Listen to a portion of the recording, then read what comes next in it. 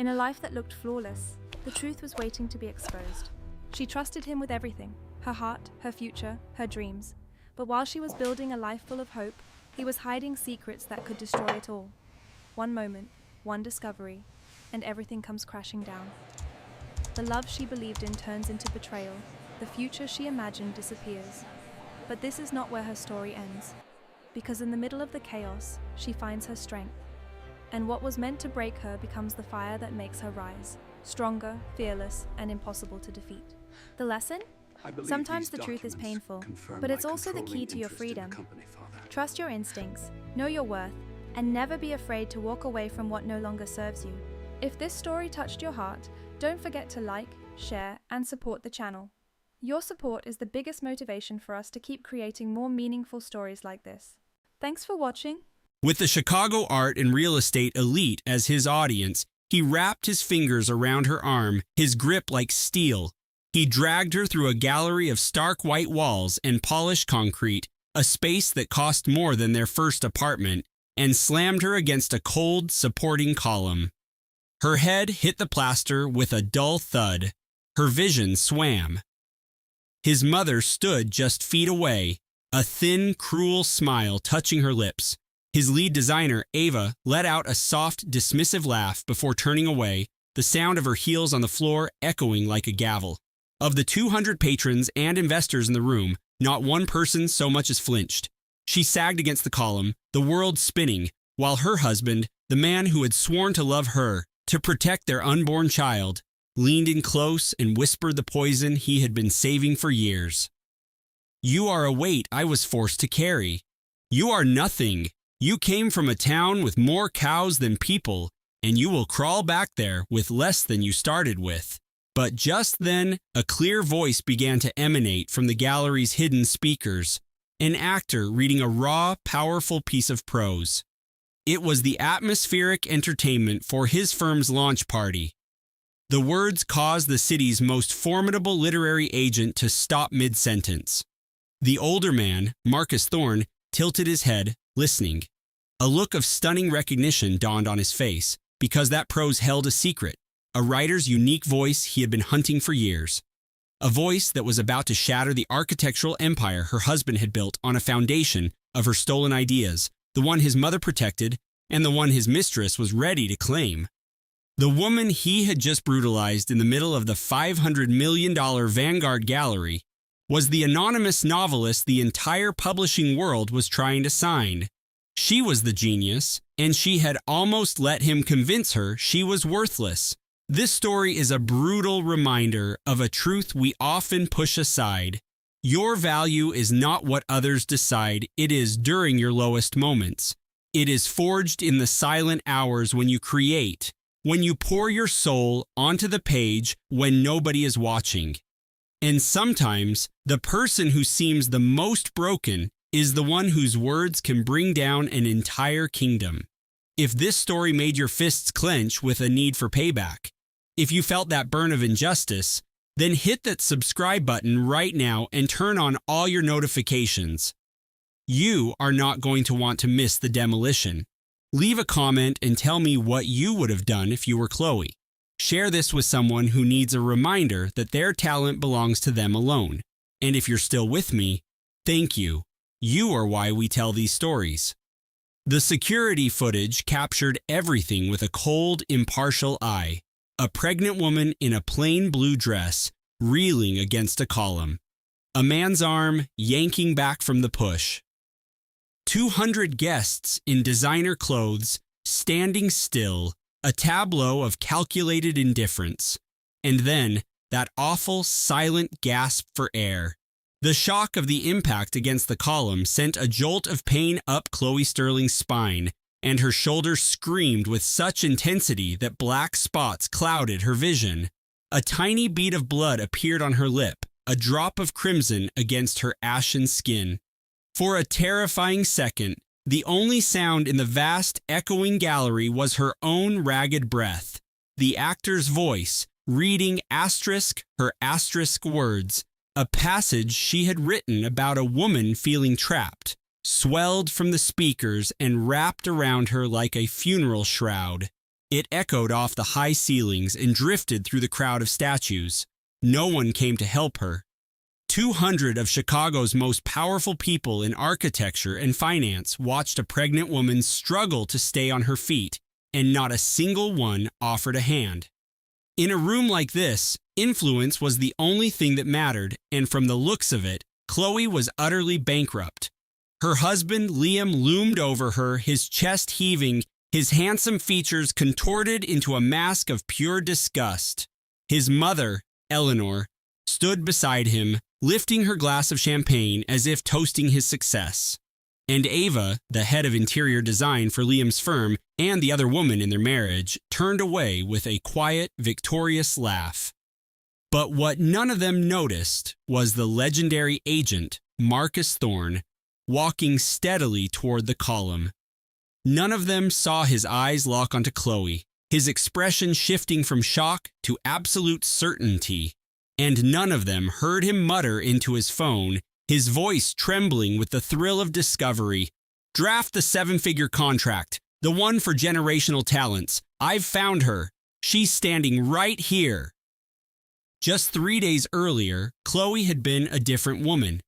Not unrecognizable, just faded. She was a person who had been systematically silenced over 6 years of marriage until the sound of her own beliefs was little more than a whisper. She woke at 6 a.m. on a Wednesday in a cold, minimalist high-rise she despised, in a bed where the other side was flawlessly made because Liam hadn't come home. Again. The sheets were stiff and empty. She'd stopped feeling disappointed. Disappointment required a glimmer of hope, and Chloe had learned years ago not to hope for anything from Liam Sterling. She made coffee anyway, 2 mugs, 1 decaf for herself, 1 dark roast for him. She toasted 2 slices of rustic bread, spreading one with the fig jam he liked. 1 mug and 1 plate would sit on the marble counter, untouched, as they did most mornings. Later, she would give the toast to the building's doorman, a small act of kindness to quiet the ache of her own invisibility. The apartment was vast and sterile, furnished according to Liam's stark and unforgiving taste. Chloe kept it pristine because Eleanor, his mother, would often appear unannounced, dragging a gloved finger across shelves and ledges, hunting for imperfections like a predator sniffing for weakness. The only personal touch was a small wooden desk crowded with worn novels from her father, a gentleman who had taught high school English. His smiling face in an old photograph seemed to be the only source of genuine warmth in the entire condo. Chloe would touch the picture frame as she passed. It was a daily ritual since her father had passed 2 years ago, taking with him his music and his unshakable faith in her. She took the train to a shared writer's loft because her old Honda had finally died. The transmission failed last week, a final, shuddering surrender. She couldn't afford a new car because Liam had liquidated their joint savings 3 months ago, calling it a necessary capital injection for his new firm. She knew better than to ask for a receipt. At the dusty, sun-drenched loft, Chloe was someone different. She was Veritas, the anonymous author whose serialized novel was steadily gaining a cult following online. Here, she wasn't Liam's unimpressive wife. She was a creator, a storyteller. The small group of writers who rented space there called her the Phantom because she arrived before dawn and left after dusk, leaving behind nothing but the faint scent of old books and coffee. They respected her mystery, and she cherished that respect, a feeling so absent in her own home. Her old creative writing professor, Mr. Henderson, who managed the lofts, caught her that morning, his eyes crinkling in a smile. "Chloe, I had a call that nearly made me drop my teeth. A senior agent from Sterling and Thorne. He's looking for Veritas. Says the work is the most original he's seen in a decade. He wants to offer a major book deal, sight unseen." Chloe felt a wave of dizzying hope, a sensation she hadn't felt in years. "Thank you, Mr. Henderson. That's unbelievable." She spent the morning writing, powered by that fragile spark of recognition. During her break, She sat in a worn armchair, scrolling through the blank screen of her phone. No texts from Liam, no calls, just the faint reflection of a woman with tired eyes and a talent she kept hidden from the world.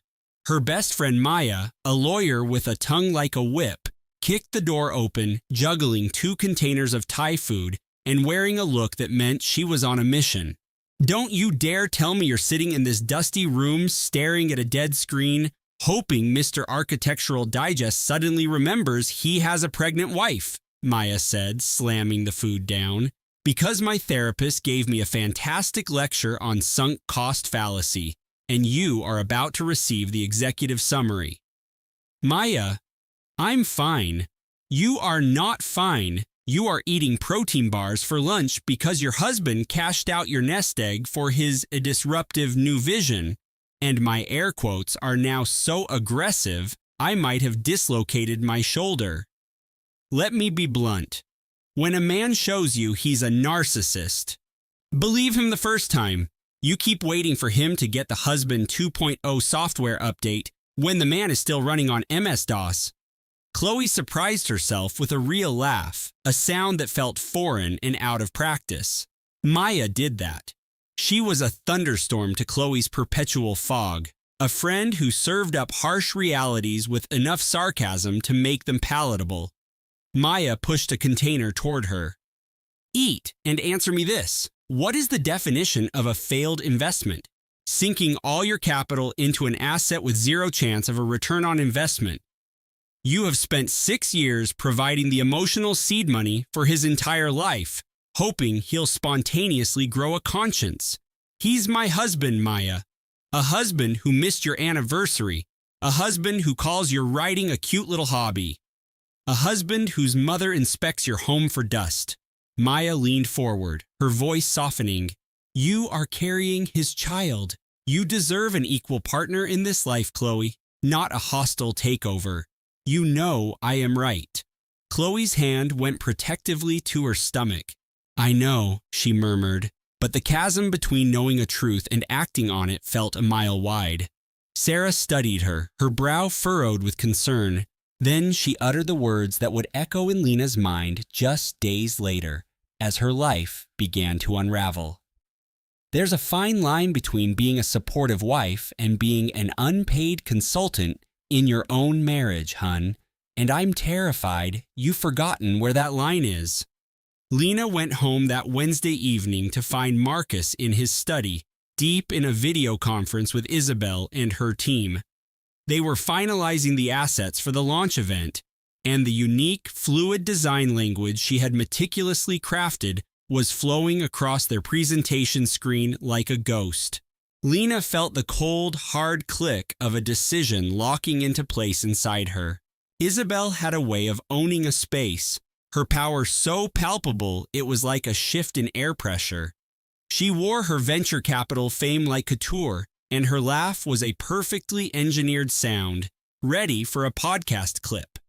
Marcus introduced her as Seattle's most formidable tech investor, the kingmaker whose funding would launch his app into the stratosphere. But the way her gaze swept over their apartment, lingering on the custom ergonomic workstation Lena had designed, said everything. It was a look of detached appraisal, as if she were mentally replacing the fixtures with something more her brand. So, this is the command center, Isabel said, her voice like polished chrome. The view is spectacular. The workflow, though, must be a challenge. I was just telling Marcus on the ride over, our new platform needs a launch that feels inevitable, like it was always meant to be. It's about creating a legend before you even go live, you see? Lena rested a hand on the soft swell of her belly, a small, involuntary gesture of protection. She'd begun moving through her own home like an intruder, as if her very presence, her pregnancy, was an inconvenient distraction from Marcus's ambition. She offered a quiet hello that evaporated in the tense air and walked to the kitchen for a glass of water. And that's when she saw it. Live on Isabel's tablet, which was angled toward the door, was a preview of a tech blog's homepage, glowing under the tap of her sharp, burgundy nails. It wasn't just any article, it was the embargoed exclusive. the for their future, for their family. A private, deeply personal design framework filled with proprietary user flow models and accessibility features she had imagined building for their child. An app concept she had poured her soul into for years. Every wireframe a quiet promise from Marcus that this was their shared dream. The folder name was gone, replaced with a sterile project codename, Evolve, but the architecture was hers. Every interaction, every element. It was the core of her professional philosophy stolen from her secure private server. And Marcus had told her just last week she was getting fixated, that she should focus on the baby and less on her little side project. And now it was on another woman's device, in a meeting with investors in her home. That's my interface. Lena's voice was a whisper, but in the focused hush of the meeting, it landed like a shockwave. Isabel glanced up, her expression a perfect mask of polite, manufactured confusion, like an actress whose scene had been interrupted. "I'm sorry?" On the screen. That entire framework. I designed that. For us. The atmosphere in the room turned thick and cold.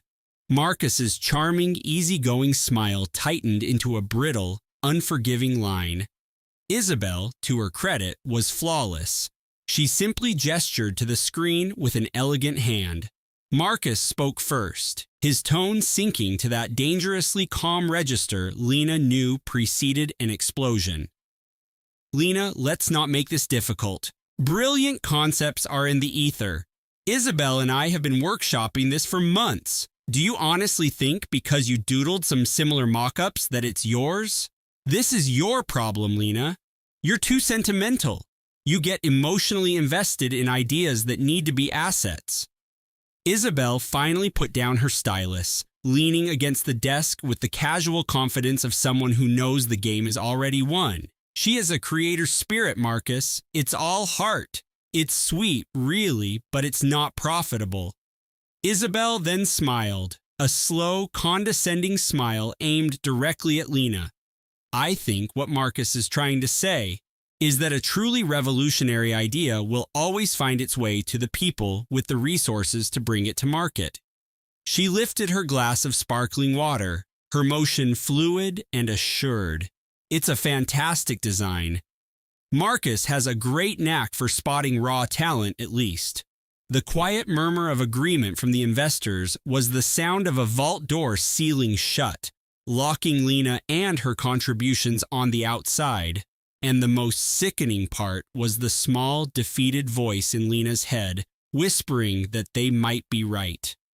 She excused herself, saying she felt unwell, closing the door without a sound because even her shattering grief was not allowed to disrupt the flow of capital. She leaned against the cool steel of the refrigerator, her hands trembling, and speed-dialed her brother, Daniel. She was presenting my entire portfolio, Daniel, in front of his investors on a huge monitor, and he just stood there and told me I was being sentimental. Daniel was silent for exactly 2 heartbeats, which for him was an eternity. Then he said, "Lena, the sheer audacity of those two could power every server farm on the West Coast. You see what's happening, right? This isn't just him being a monster. This is corporate espionage." "I just need to get through the night, Daniel. That's all I can think." "No, Lena," Daniel's voice sliced through her despair, sharp and absolute. "There is a universe of difference between surviving this and winning. Surviving is when you let them steal your work. Winning is when you learn how to bankrupt their company with it. And I need you to start building your case." Lena ended the call, sinking onto a kitchen stool, hearing the muffled sound of their confident laughter down the hall. She twisted the simple silver ring her father had given her and wondered if she had the strength to walk out of that apartment and burn their entire world to the ground. She didn't realize it yet, but she was already holding the match. The next day, Wednesday, arrived with a silence that felt structural and terrifying. The kind of quiet that comes right before a controlled demolition. Lena woke up feeling scoured out, made tea for one, and booted up her laptop, desperate to connect with the one part of her life she believed was still hers, her freelance career. Maybe today could be a fresh start. Maybe she could bury herself in code and wireframes. Maybe she could talk to her clients, her collaborators, and find a path forward. Maybe she could feel like a designer again. Instead, today was the day they dynamited the rest of her foundation. She had a video interview with a major tech firm, a dream job she'd been pursuing for months. She waited in the virtual meeting room for 20 minutes. Finally, a junior recruiter she'd never spoken to appeared on screen and informed her that the hiring manager was no longer available but had passed along a message. He looked profoundly uncomfortable. The message was that her candidacy was no longer being considered. "Ma'am," he said, his gaze fixed somewhere over her shoulder, "we received an email this morning from Vanguard Ventures. They've become a primary investor in our next series of funding. They claim you've been misrepresenting your role on a confidential project, and now that their portfolio includes a similar platform, it creates a significant conflict of interest for us. We have to be diligent about protecting intellectual property." Lena felt the air leave her lungs. That's a lie. He knows that's a lie. I have built my network in this city for 10 years. Ask anyone in the tech community. They know my work. The recruiter finally met her eyes, and they were filled with pity. "Vanguard Ventures is a titan in the industry, ma'am. They made it very clear that any continued engagement with you would complicate our next funding round. I am so sorry, but we have been instructed to terminate the interview process. Effective immediately. Who from their firm contacted you?" Lena's voice was hollow. "I need to know who is doing this." The notice of conflict of interest came from Isabel Croft on behalf of their new joint venture. "I am truly sorry. We can't get involved." Lena walked away from her desk in a trance, her hands limp at her sides. Her life's work wasn't just code. It was built on reputation and trust, and they had just systematically poisoned every single well. A decade of her career erased with a single calculated email, small enough to be destroyed by one lie. In the kitchen, gasping for air, she saw a notification on her tablet that made her blood run cold. It was a live feed from a Women in Tech Awards luncheon. A prominent tech influencer was unboxing a lavish gift basket on stage filled with champagne and high-end electronics. It was a thank you gift for early press on the Evolve app, and Isabel Croft's name was printed in sharp, elegant script on the attached card. She wasn't just stealing the app. She was methodically replacing Lena, taking her credit, and absorbing her professional identity. Isabel smiled for the cameras from her seat at the head table, a sleek and powerful figure without a hint of hesitation. And Lena finally understood.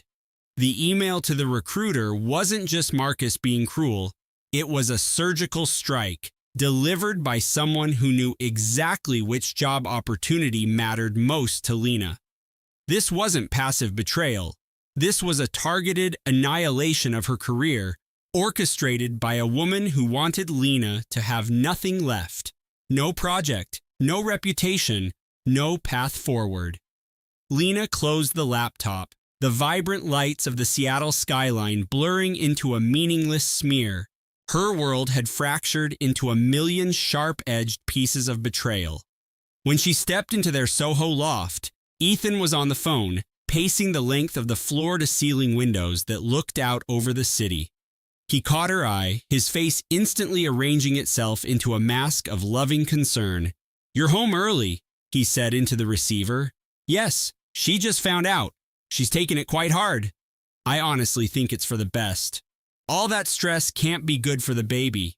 It was a perfect performance of a husband worried about his wife's career. "I wasn't let go because of stress. I was..." But the protest died on her lips. He raised a single finger, silencing her. The name on his screen was Isabel, and he'd left the call on speaker, a move so arrogant it had to be intentional, a way to let her hear every last word. Isabel's smooth, cultured voice filled the apartment. I explained to you, Ethan, her obsessive work ethic was always going to become a problem. Has your publicist started spinning the new narrative? We need to frame this as her choosing to step back, becoming emotionally fragile during the pregnancy. It will make the transition much smoother when you assume full control of the brand. Ethan's eyes met Chloe's, and for a fleeting moment, she saw something like shame, but it vanished as quickly as it came. Just a few last-minute changes to the plating for the Aria menu, Ethan had said into the phone an hour earlier. Don't bother waiting up. Chloe stood by herself in the stark, industrial kitchen he'd designed, a space that felt more like a test lab for his culinary ambition than a home for their new family. The quiet was broken only by the distant sounds of New York City traffic. She ran her fingers over the spine of his recipe development tablet, left carelessly on the steel countertop. A profound need to connect with him, to see the craft that was consuming him whole, compelled her to turn it on. It was an uncharacteristically careless mistake for a man as precise as Ethan. Tucked into a folder labeled Vendor Invoices was a subfolder he'd clearly forgotten to hide. Chloe's fingers felt cold as she tapped it open. These weren't for Aria. The first document was a receipt from a private jeweler for a custom diamond necklace. Then came invoices for rare vintage champagne and weekly deliveries of exotic flowers, all billed to a corporate account but delivered to a private penthouse suite at the Dubois Hotel.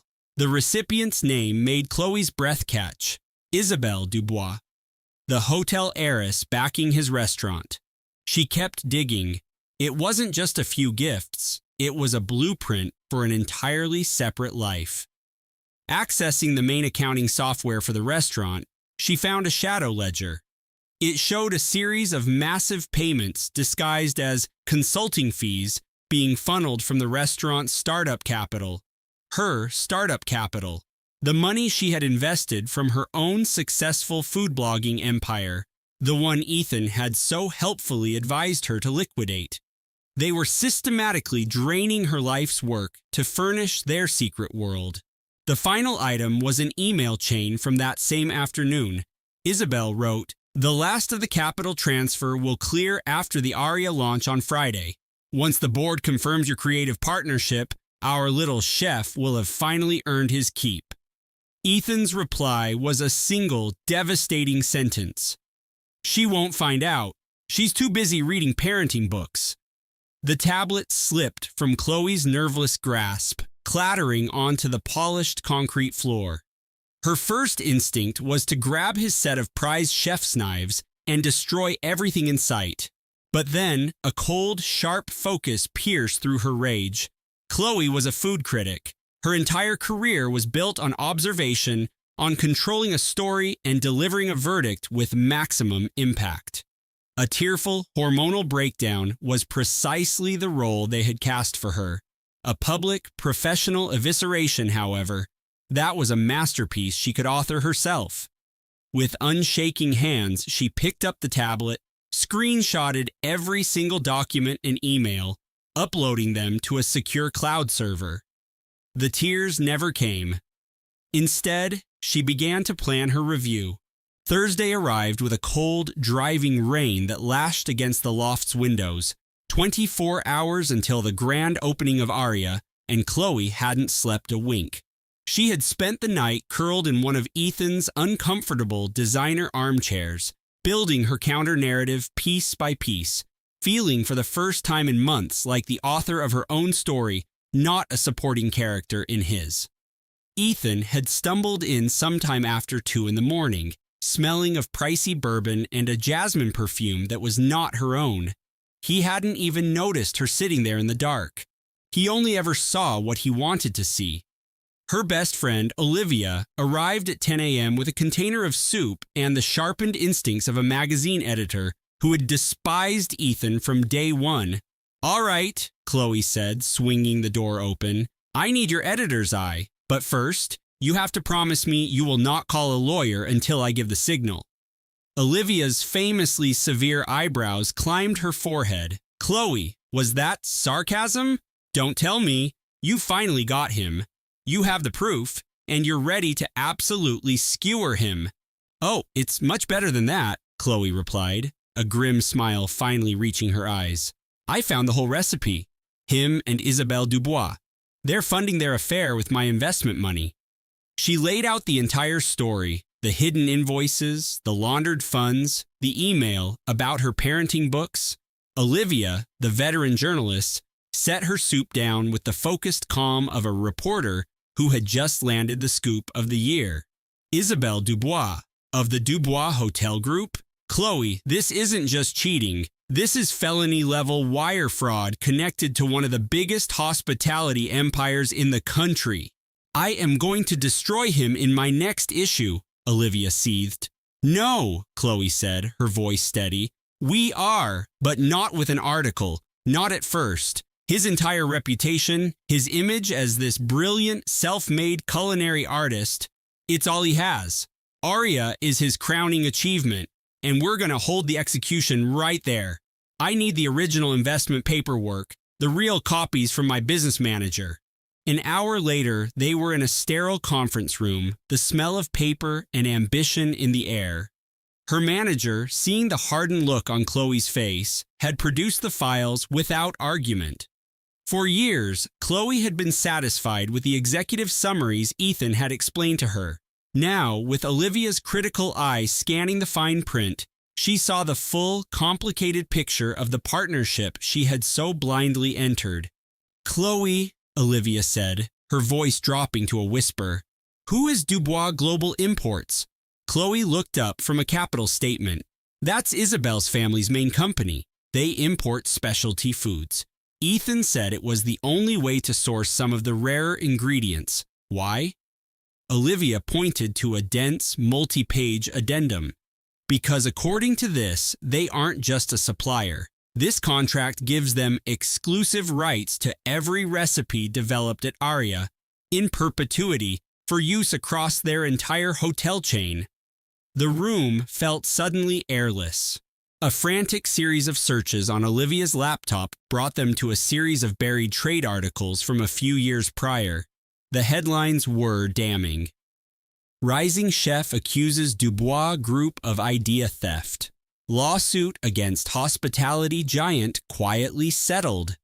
The articles featured a photograph of a talented young chef, one of Ethan's early contemporaries, looking broken as he announced he was leaving the city after a bitter legal dispute with the Dubois family. Chloe felt a wave of nausea. She remembered Ethan sneering about that very chef, calling him a hack who couldn't handle the pressure. It all made a sickening kind of sense now. It wasn't a whirlwind affair. This was a long-established pattern of predatory behavior. The Dubois family would identify rising talent, lock them into inescapable contracts using Isabelle as bait, and then strip mine their creativity for the corporate machine. Ethan hadn't found a backer. He had found a buyer, and he had used Chloe's money as the down payment. The story was laid bare in the cold digital print. There was no brilliant partnership. There was only a dirty, hostile takeover. The entire launch of Aria, the restaurant she thought was their future, was nothing more than the final step in a transaction to sell her husband's talent to his mistress. He wasn't just cheating on her, he was using the money she earned to indenture himself to another woman's family. The sheer, grotesque audacity of it stole her breath. There was no legal loophole to exploit, no hidden clause to trigger. The power was in the narrative. The evidence on her phone was proof of a calculated fraud, and the old articles were proof of a predatory pattern that could destroy the Dubois Group's carefully crafted public image. This was no longer about a cheating husband. This was about reclaiming her own stolen success. "My God, Chloe," Olivia whispered, watching the transformation in her friend's expression. They weren't investing in him. They were buying him. The launch party tomorrow night was a celebration hosted by the very corporation that had orchestrated her downfall. It was Ethan's night to shine. It was the perfect stage. He wanted to be the star of the show, Chloe said, her voice devoid of any warmth. Fine, I'm going to burn the entire theater down. Back in the cold, silent loft, Chloe rested a hand on the gentle swell of her belly.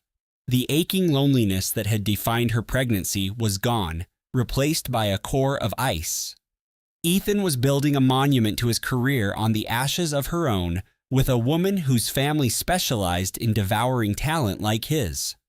The baby kicked, a tiny, fierce assertion of the future she was now fighting for. This was no longer about a broken heart. This was about a hostile takeover.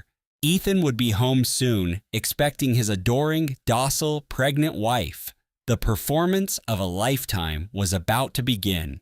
Liam returned from a tech conference in Austin, and a new, high-end digital photo frame was now on his desk. As Chloe tidied his home office, she noticed it cycling through sleek, professional photos of a woman she vaguely recognized as his lead programmer.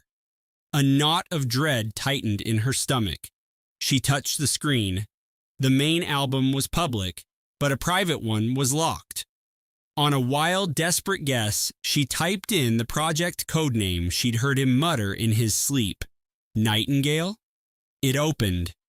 Inside was a collection of intimate, celebratory photos of Liam with the woman, and the final image was the official logo for his new AI platform, named simply Serena. That's correct, Mrs. O'Connell. Chloe heard her lawyer whisper over the phone, his words stark in the quiet of her friend's apartment. Could you just review the initial funding source one more time? Mr. Harrison cleared his throat. The seed capital that launched Innovate Solutions came directly from a trust your grandmother established for you. You are unequivocally the primary investor with a controlling interest. Every server, every line of code, every patent Liam has filed, he did it all with your legacy. Legally, it all belongs to you. Maya, who was listening in on speaker, let out a slow, deliberate breath, like someone who just found a winning lottery ticket in an old coat. There's a product launch tomorrow evening at the Museum of Contemporary Art, Mr. Harrison continued, his voice all business. It's for the Serena AI, the very platform your capital has built, Chloe. It would be strategically important for you to attend. This is your playing field now. My playing field, Chloe echoed, the words tasting like iron. And there's more, the lawyer added grimly. The corporate restructuring documents he filed last week are a blatant attempt to dilute your initial shares into a meaningless fraction. He has been systematically sidelining you, assuming you would never pay close enough attention. He used your name to build his kingdom, and now he's trying to scrub it from the history books. Chloe squeezed her eyes shut. Every conversation about her architectural history work being a charming hobby, every suggestion that he needed her focused on the baby and the home. It wasn't concern. It was a strategy. A cold, calculated campaign to isolate her from her own life. Mr. Harrison, there's something you must know, Chloe said, her voice turning to ice. My husband has no idea I've discovered any of this. Maya is the only other person who knows. Mr. Harrison paused for a moment. Excellent, he said. In that case, tomorrow night is going to be quite the performance. I will have a team on standby. After the call, Chloe and Maya sat on the floor of Maya's chic Lincoln Park apartment, surrounded by a sea of financial statements. Maya finally said what they were both thinking. So, let me get this straight. Your husband, who for 2 years has treated you like a fragile accessory while you're pregnant with his child, is about to launch a $1 billion AI platform named after his mistress, paid for with your money, while simultaneously trying to steal your controlling stake in the company? And tomorrow, you're both attending the launch, where he expects you to just stand there and clap? Chloe gave one hard nod. My God, Maya breathed, shaking her head. The nerve of that man could power the city of Chicago. But yours, Chloe, yours could cause a system-wide crash. For the first time in what felt like a lifetime, Chloe felt a glimmer of her old self. Not happiness, but a sharp, glacial resolve. The feeling lasted less than an hour. At 3 in the afternoon, Chloe tried to log into her personal investment account. She needed capital. No matter what happened, she needed her own resources.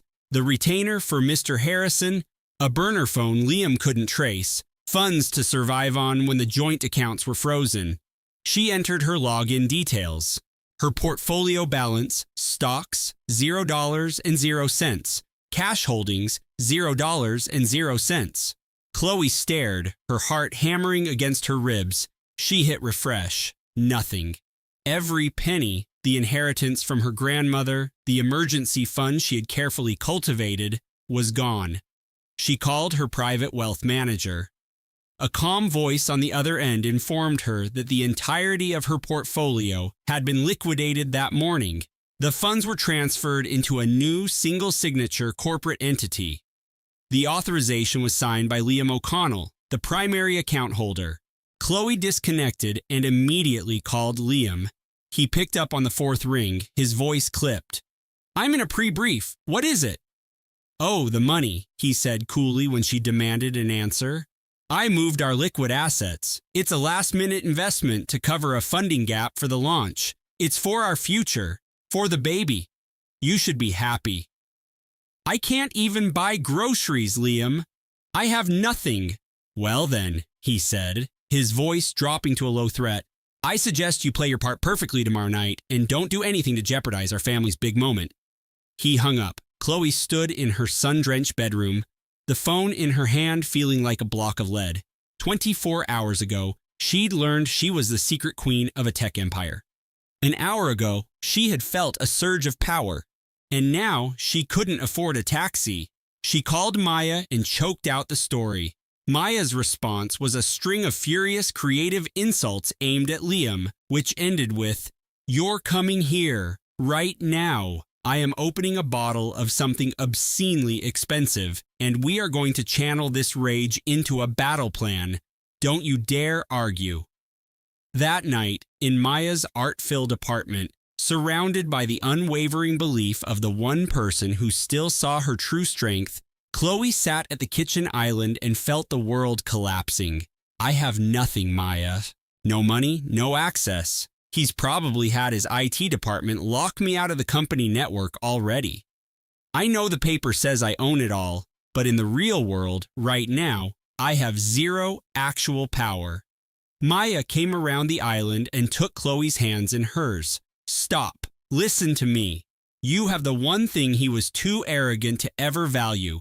You have the truth. And tomorrow night, you are going to walk into that museum, onto his stage, and you are going to let the truth do its job." "What if it's not enough?" Maya squeezed her hands. "It's always enough. It just never feels that way beforehand." On Friday evening, the atrium of the Museum of Contemporary Art was a cathedral of glass and ambition.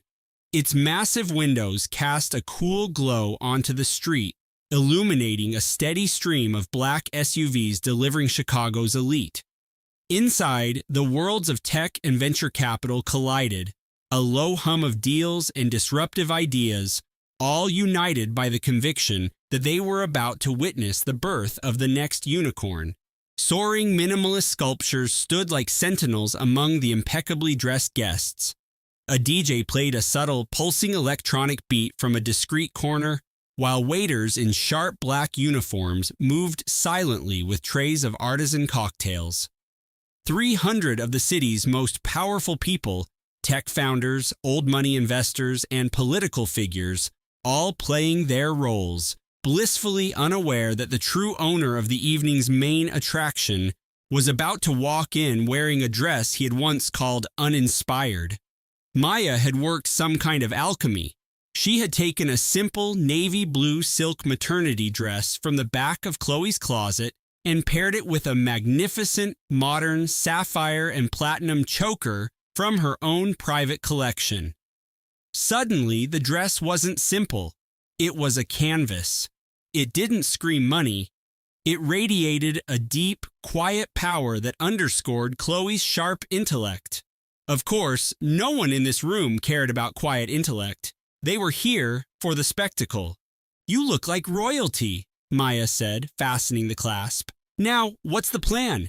Mr. Harrison finds you by the main presentation screen at exactly 9:15. Until that moment, you are the adoring, supportive wife." You do not speak to Liam. You do not even look at his programmer. You just watch. Chloe nodded, then pulled Maya into a sudden, fierce hug. "If this goes wrong," she whispered, "you're the best friend anyone could ever ask for." "Nothing is going wrong," Maya said with absolute certainty. "Now go." And I want a play-by-play of every muscle that twitches in her face when she realizes. When Serena discovers her namesake AI reports to a new CEO, I'm betting on a very quiet, dignified meltdown. Chloe stepped into the main hall, a space she knew intimately from a past life, and it felt like walking on a foreign planet. She saw Liam immediately. He was the sun, and everyone else in the room was a planet caught in his gravitational pull. He held a glass of whiskey as if he were about to give a TED Talk. He was maddeningly handsome, with that easy, disruptive charm that made powerful people want to give him their money. His designer suit was tailored to perfection, almost certainly paid for with her liquidated assets, and his smile was a brilliant, practiced weapon aimed at a journalist from a major tech blog. And there, beside him, in a shockingly red dress that clung to her like a second skin, was Serena. Her hand rested on his arm with a clear look of ownership. She was sharp and beautiful, and she surveyed the room like an engineer admiring her own flawless design. Liam's mother, Eleanor, stood nearby sipping champagne and beaming with a look of absolute victory. Chloe kept to the perimeter. She moved with the quiet self-effacement she had learned over the last few years, a habit of making herself smaller to give him more light. But tonight, her invisibility was camouflage. She watched, she listened. She put faces to the names of the investors and board members Mr. Harrison had shown her in his files. She was studying a large-scale photograph they had once considered buying together when Liam appeared at her elbow. His voice was a venomous hiss in her ear, perfectly shielded from the couple standing just a few feet away. "What in God's name do you think you're doing here? What is the meaning of this, Chloe?" Liam's voice was a low hiss. "You were supposed to be mingling, making connections." Chloe faced him, her posture a column of ice. "It's a celebration for your firm, Liam. I'm here." His gaze swept over her elegant maternity dress with unconcealed disgust.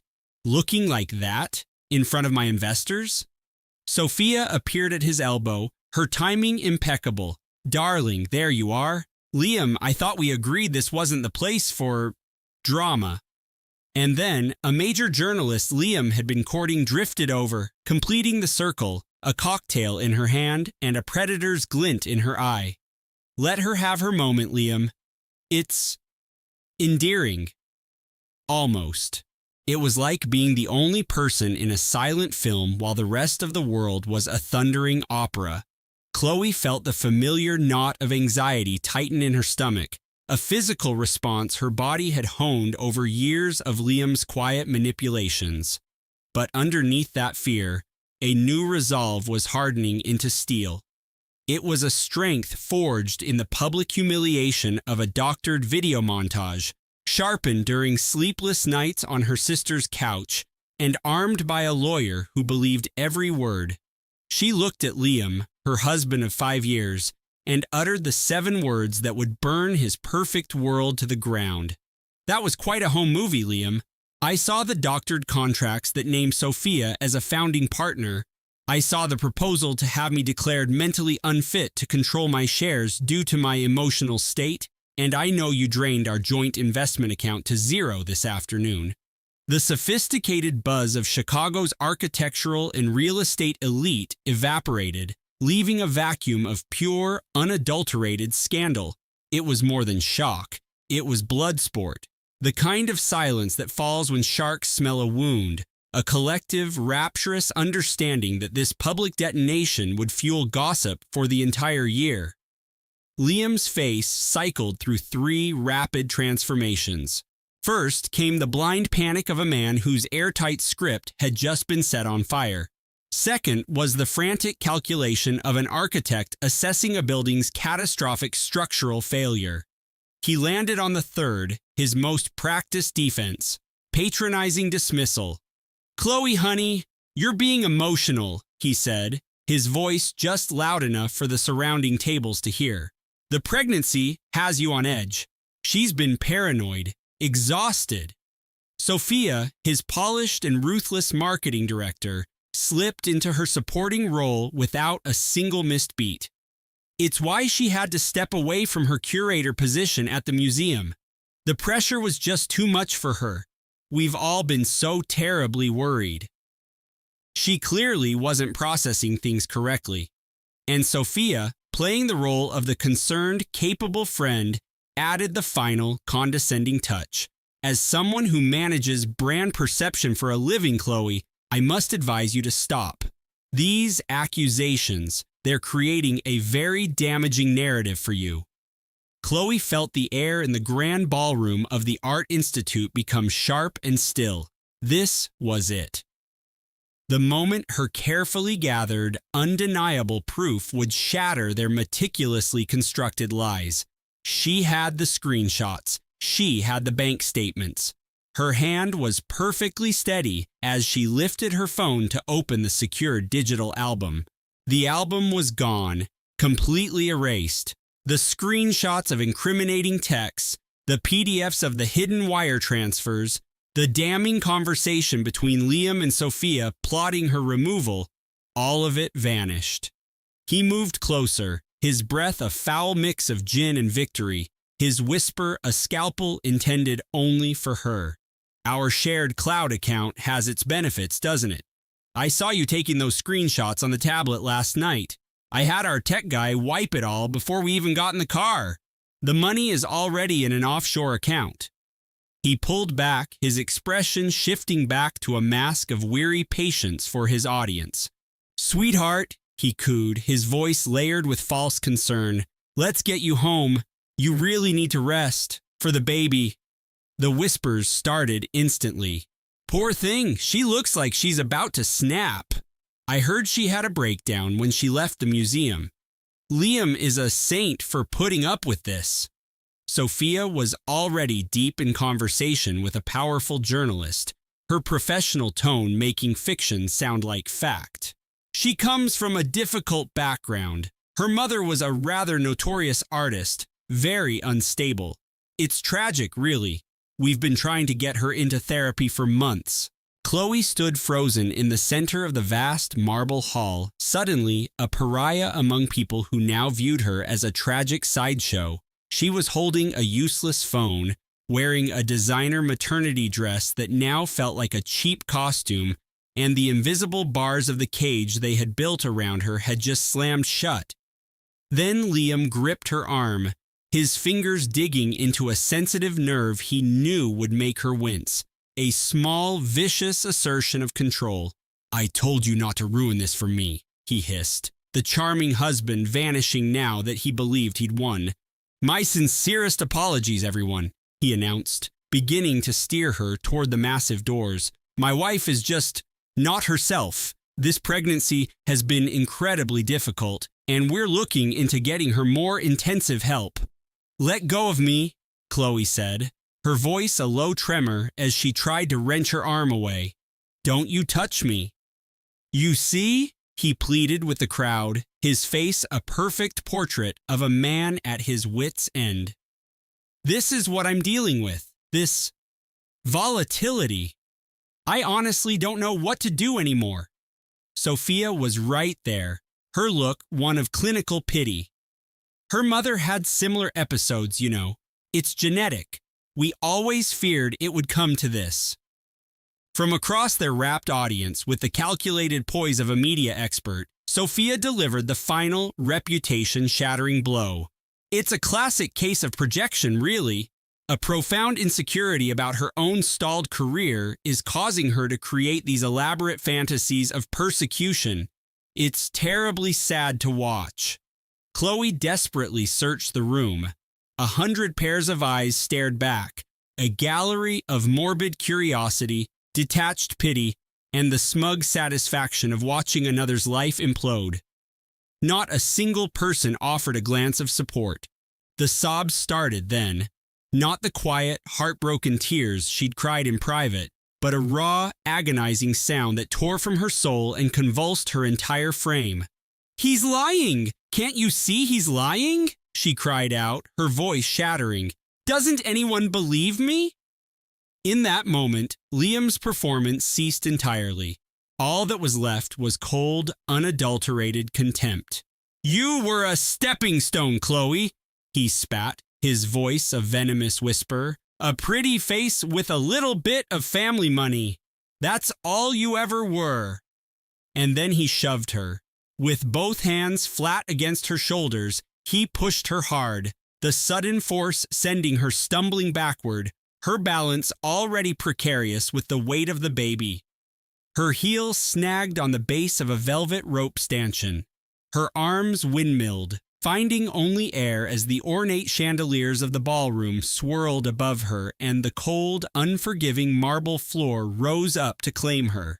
The impact sent a brutal shock of pain through her hip. Her clutch flew from her grasp, scattering its contents across the polished floor.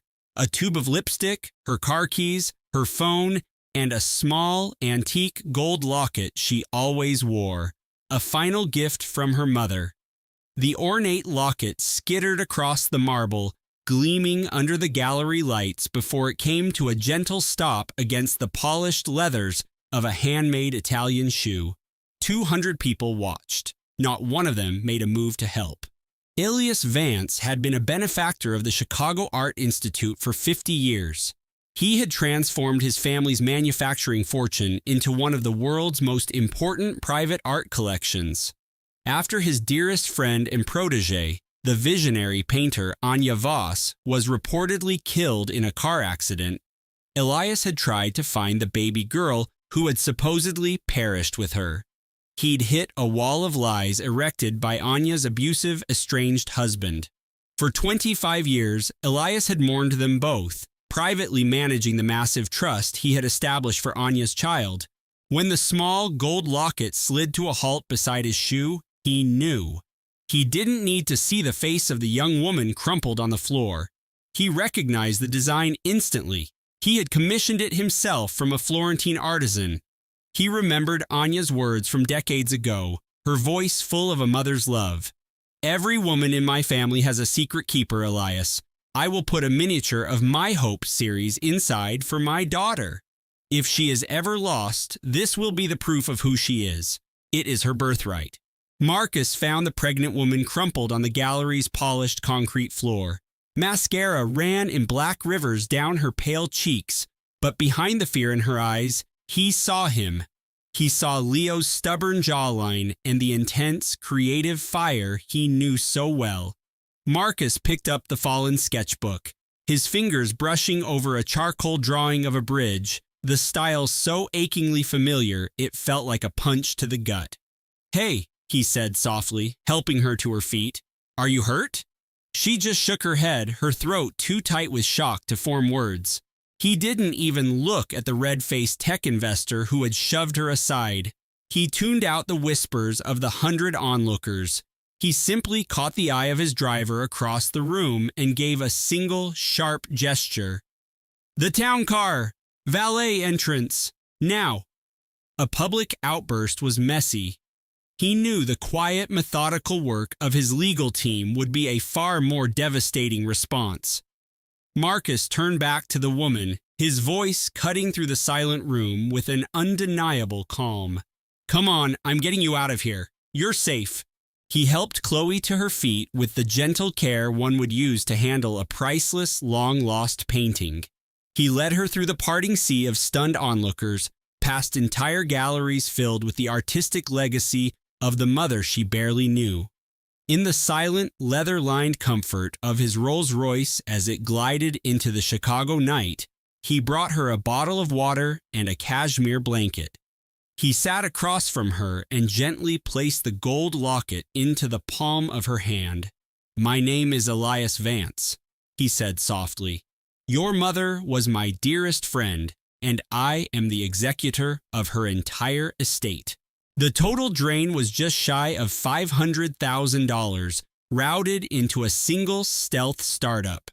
Chloe stared at the code repository, then at her friend Maya, then down at her own hands resting on her 7-month belly.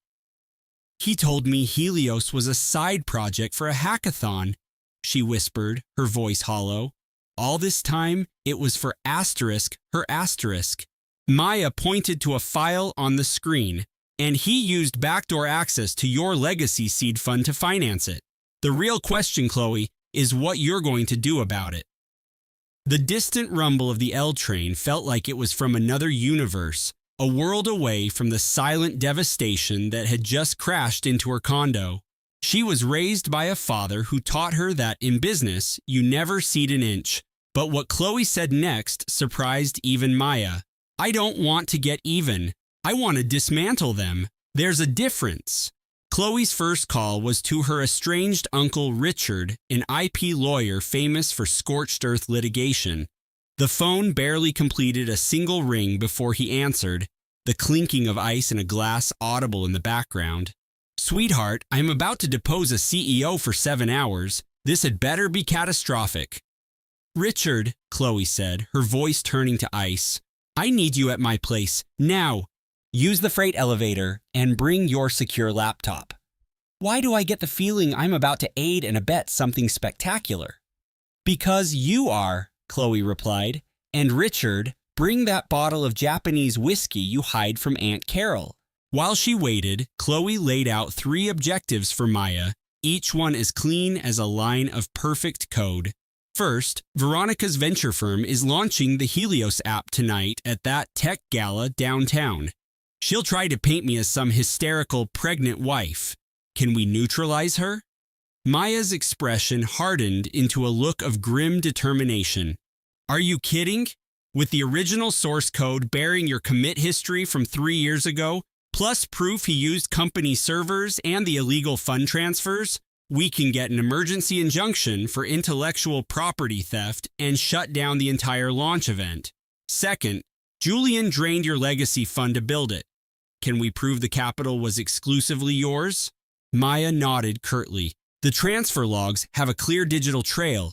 He moved the money without your consent. That's not just betrayal, Chloe. That's a federal crime." "Third," Chloe continued, "the tech firm he works for.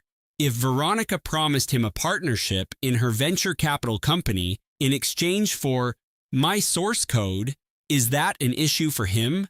Maya almost snorted. "It's a career-ending issue. It's a flagrant violation of his non-compete and fiduciary duties. It's grounds for being blacklisted from the entire tech industry." Chloe met her gaze, her eyes sharp and focused. "Then that is exactly what we're going to do." She didn't send a single scathing text. She didn't call his boss and scream.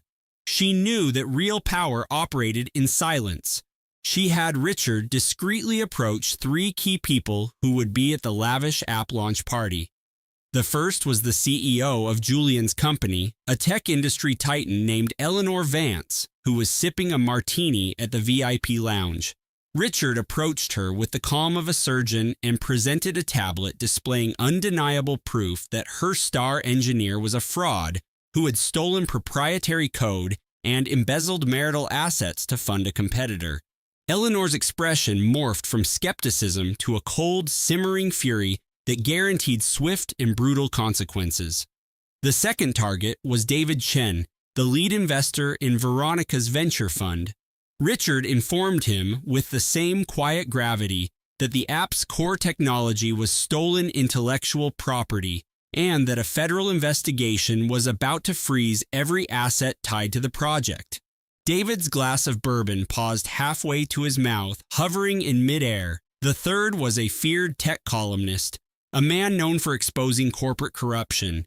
Richard simply gave him a business card with a QR code leading to a secure server containing the original code, the financial trails, and the damning evidence of professional misconduct. While these quiet, surgical strikes were happening on the periphery of the event, Julian and Veronica were the main attraction in the center of the grand hall. They had no idea that the very architecture of their future was being systematically dismantled around them. They were too preoccupied with accepting praise, soaking in the adulation for what they believed was their crowning achievement. Then the first domino fell. David Chen approached Julian, his face a mask of stone. "Julian," he began, his voice barely a whisper, "I just had a very enlightening conversation. Tell me, when were you planning on disclosing that your marriage was a $500,000 liability?" Julian gave a dismissive laugh. "My wife? Don't worry about Chloe. She just writes code for an eco nonprofit in Evanston." David stared at him for a long, heavy moment. "I see. Well, I need to go make a phone call." He spun on his heel and walked away, leaving Julian with a flicker of confusion on his face. Across the room, Eleanor Vance intercepted Veronica mid-celebration. "Miss Petrova, are you aware that the innovative code powering your new app is about to be Exhibit A in a federal fraud case? And that your new partner is about to be fired for cause?" Veronica's champagne flute clinked against her teeth. At that exact moment, in a far corner, Julian's phone buzzed. He answered it, and all color drained from his face as the head of his firm's corporate security delivered a terse message that ended with the words, "Your network access and all credentials have been revoked, effective immediately." The trap closed on them both at the same time, from different directions, for different reasons, and neither of them understood why. They saw each other from opposite sides of the cavernous event space, their expressions shifting to a shared, dawning panic. Then the glass doors of the private elevator slid open, and a man neither of them had ever expected to see there stepped out. Victor Sterling was in his late 50s, wore a bespoke suit that looked like armor, and had the cold, calculating eyes of a man who viewed the world as a balance sheet. Clara's voice was unnervingly steady. "That integrity clause in his contract, who holds the exclusive power to enact it?"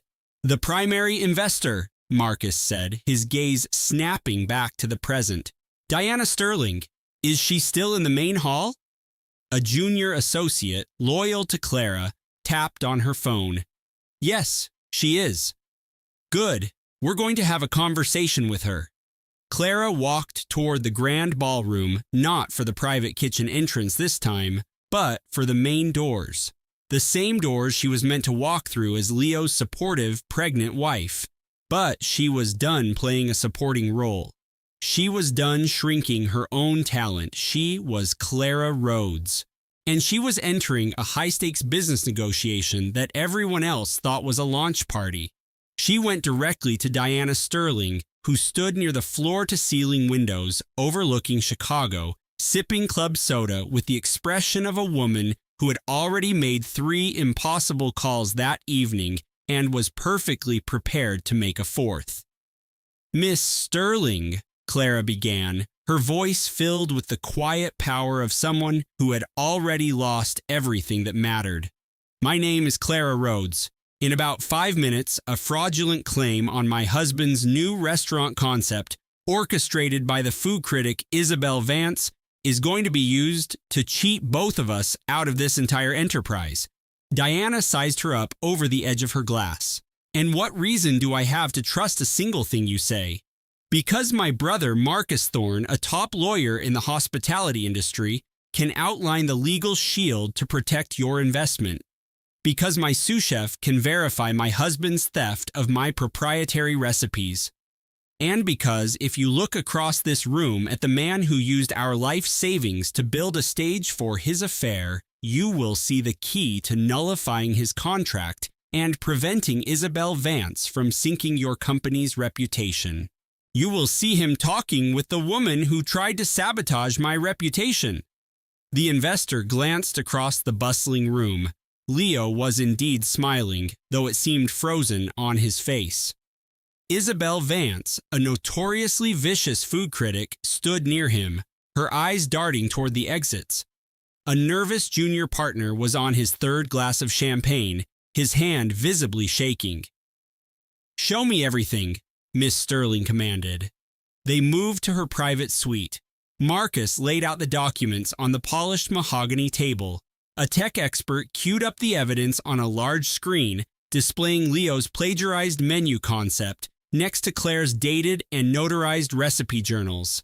3 windows were open on the monitor: flirtatious text messages, inflated corporate expense reports, and the stolen culinary concept submitted for the Aura Restaurant project. Clara absorbed the information her brother had compiled, files that a contact in Leo's own company had pulled from their servers. She analyzed everything with the sharp precision of a chef who had spent 15 years identifying flawed ingredients. When she was done, she saw her own reflection in the blank monitor with a chilling sense of clarity and a resolve that felt like tempered steel.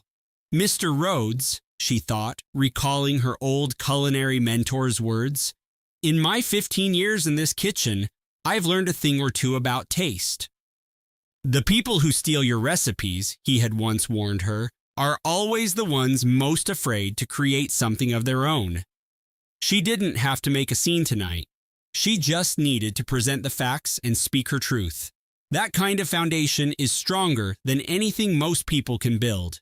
She stood up from the table. "Let's go to that investor meeting." Clara strode into the lavish conference room and cleared her throat. The room quieted down in waves, chatter dying out from the assistants to the senior investors until 24 executives were sitting in confused silence, wine glasses paused halfway to their lips. All faces turned to a woman whose presence suddenly felt undeniable. "Ladies and gentlemen," she started, her voice unwavering, "I apologize for the interruption. I have several critical updates to this evening's presentation that demand your immediate attention. First, the groundbreaking culinary concept for Aura being celebrated tonight was created by me, Clara Rhodes, not, as was falsely claimed, by my husband, Leo Rhodes." Leo shot out of his chair at the far end of the table so fast that he sent a bottle of sparkling water crashing to the floor. "This is preposterous."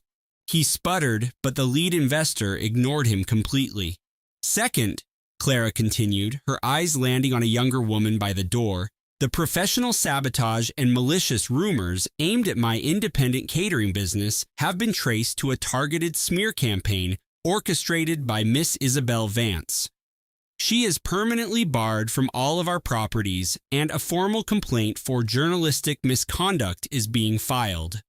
Isabel was already backing toward the exit, her instincts telling her to flee. 2 security guards, signaled by the lead investor, moved to block her path with quiet authority. These were men paid to be unmovable. Third, Clara's voice seemed to gain a new resonance, a new power. "A legal motion filed by Mr. Leo Rhodes to seize control of my family's culinary trust, claiming emotional instability due to my pregnancy, has been dismissed. The motion was built on falsified psychiatric reports, and its exposure renders the entire claim invalid." Across the room, Diana Sterling, the key financial backer, placed her pen down with deliberate calm and walked toward the door without looking back. She was a woman who knew precisely when a venture had become toxic, and the losses tonight were absolute.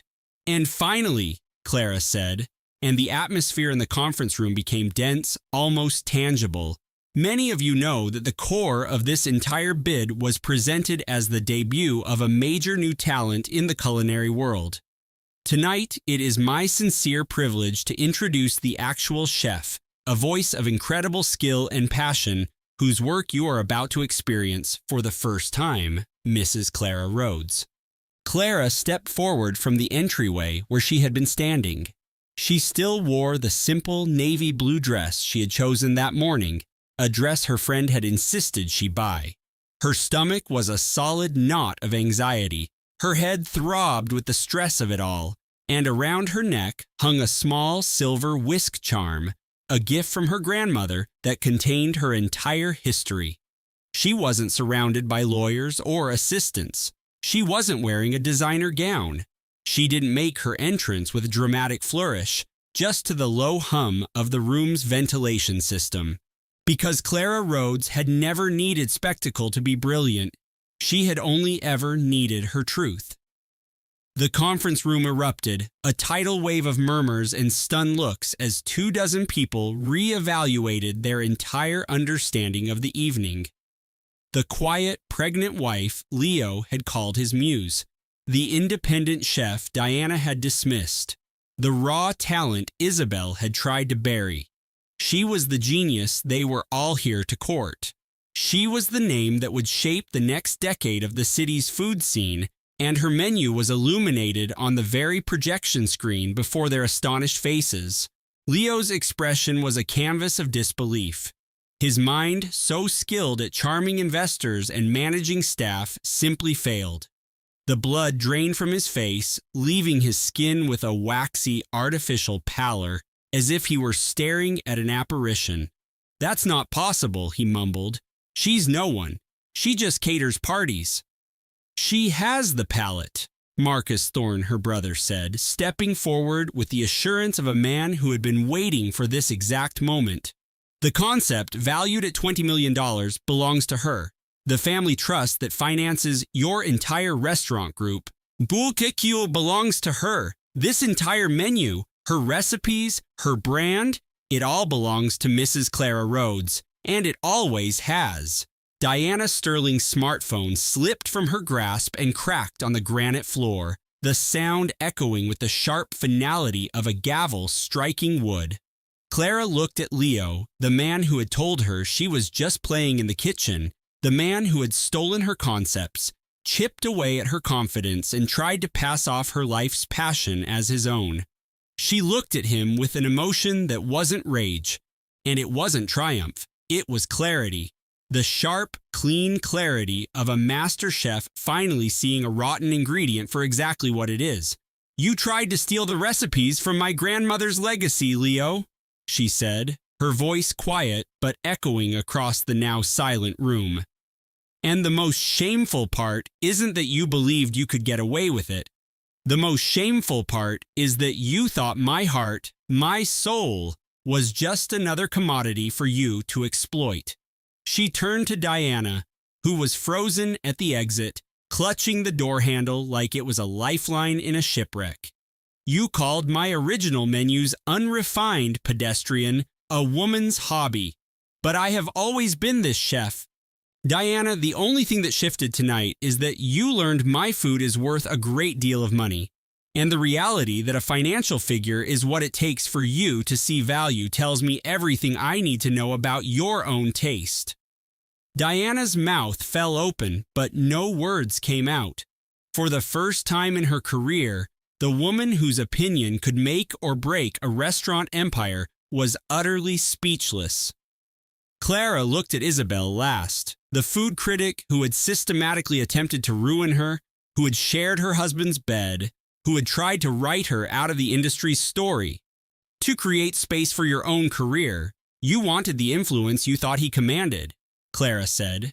"You supported him as he tried to marginalize me because you believed he was the next big name in food. But he doesn't create anything. He never has. And now your words have no value." From across the room, a voice rang out with the pure, unbridled joy of a colleague who could not stay quiet a second longer. "That's right, chef," a woman shouted, rising from her seat at the table.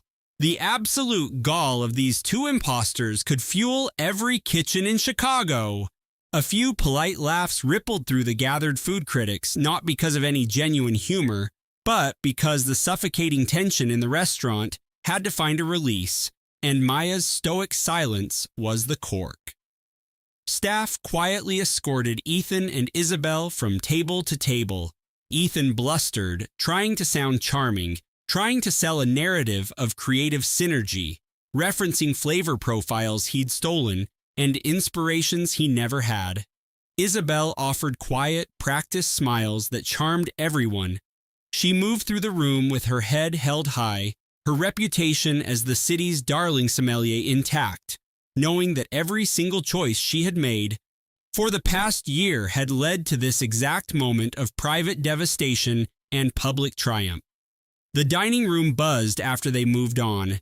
24 of Chicago's most influential food writers stood in their designer clothes, holding half-full glasses of champagne, and felt a deep, unpleasant weight settle in their stomachs, a feeling that tasted distinctly like willful ignorance, because every single one of them had seen the lingering glances and believed the hype about their creative chemistry, and not one had considered the woman, 7 months pregnant, who was hosting them. Maya let them feel it. She didn't grant them the mercy of a scene. She didn't offer a toast about new beginnings or the spirit of culinary arts.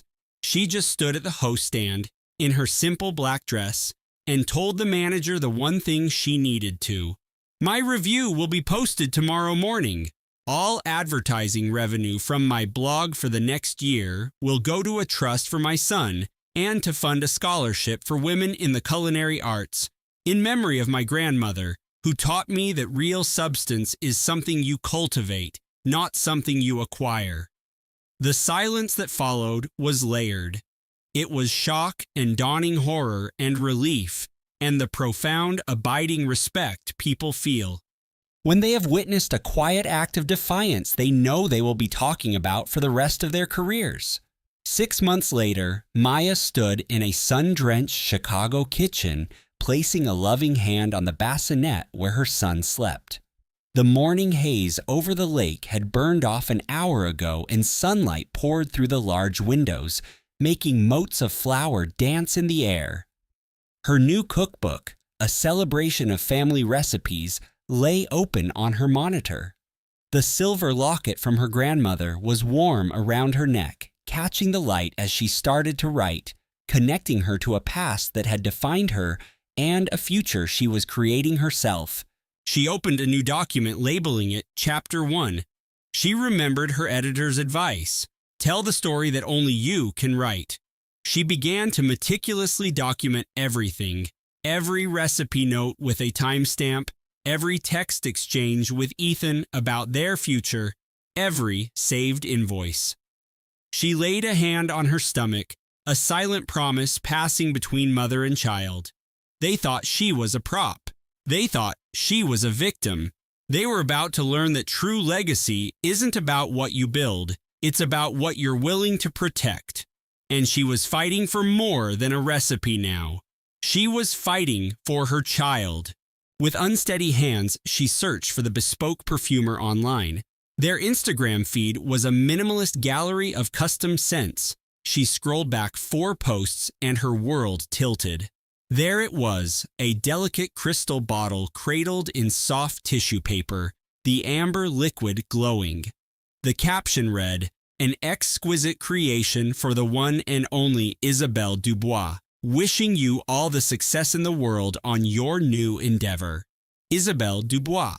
The brilliant, sharp-tongued sommelier from Ethan's team. The woman he had jokingly called his secret ingredient.